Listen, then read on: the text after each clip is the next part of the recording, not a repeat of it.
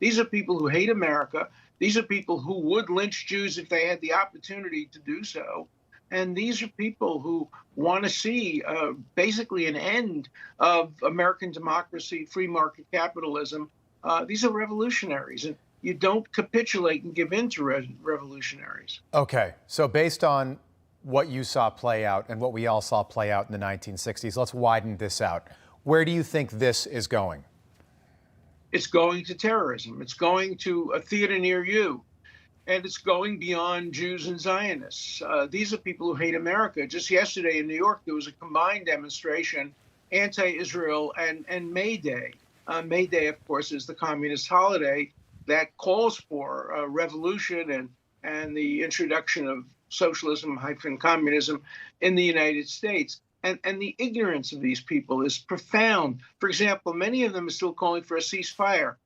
Do they not know that Israel has accepted the ceasefire and that Secretary of State Blinken has said the only thing that stands between the people of Gaza and a ceasefire is Hamas? Hamas is the one who won't accept the ceasefire. Are any of these students protesting Hamas? Of course not, because this is not about Israel. This is not about what's going on in the Middle East. It's about America, Western democracy, and the Gaza war just gives these radical anarchist communists an excuse to try to undo what's great about America. And we have to fight back with every tool consistent with the First Amendment, consistent with due process. But there are many tools that we have available to us. It is not free speech to take over a university building. It is not free speech to break windows.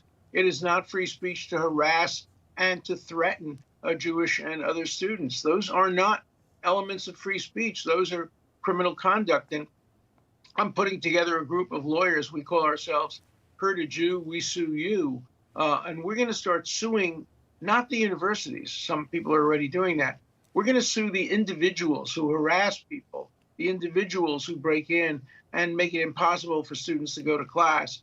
And we will take away their cars, and we will take away their scholarships, and we will sue them and make it clear that you pay a price when you try to attack Jewish students and make it impossible for them to go to classes and have their parents' $90,000 used for good purposes rather than propaganda purposes, what we're seeing on American universities today. Well, Professor, you never give up. I think the White House would like for this all to just go away. But what do you make of the fact that the American people have yet to hear from Joe Biden?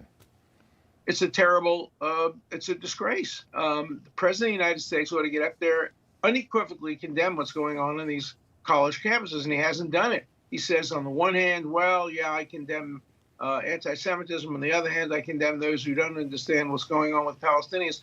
Well, let me tell you what's going on with Palestinians. They're being hurt by other Palestinians. Right. It's not Israel.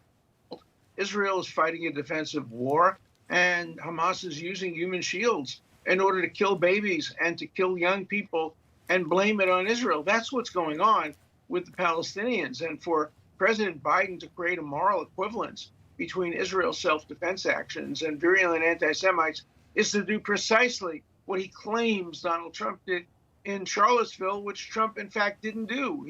He condemned the neo-Nazis. What he did was said there were fine people on both sides when he was referring to the people who want to take down the monuments. And there are fine people who want to take down monuments and fine people who have concerns about taking down the monuments. So the President of the United States with his bully pulpit today, not next week at some Holocaust event, but today ought to be condemning these students, but he doesn't want to, afraid of losing their votes. Yep. Professor, just 15 seconds. The CBS News with a report yesterday that Joe Biden and the White House are considering welcoming in Palestinian refugees from Gaza.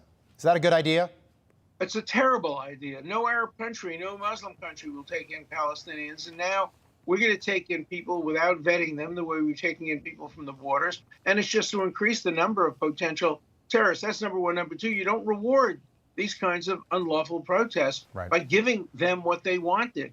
It would be just like Israel giving up and not fighting the war and rewarding Hamas for its terrorism of October 7th. You don't reward terrorism. You don't reward illegality. You punish it.